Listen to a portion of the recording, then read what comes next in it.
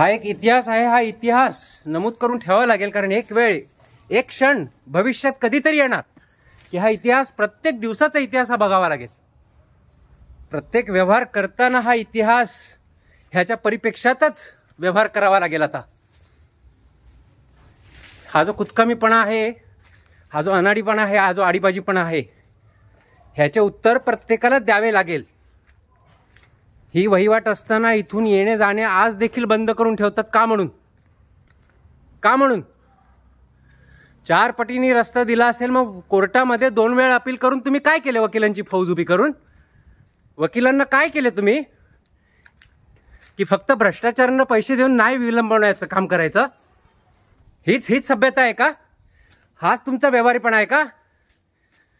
आणि ह्याचं उत्तर समाजाला देखील द्यावं लागेल. समाजाचे अध्यक्ष मंडळ ह्याचे उत्तर द्या.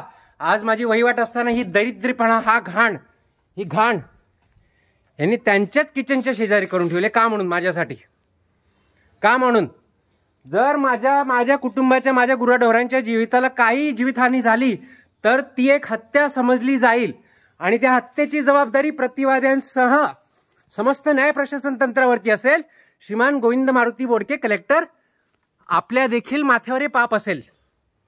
ह्याची काळजी घ्यावी आता, आणि याची दखल घ्यावी.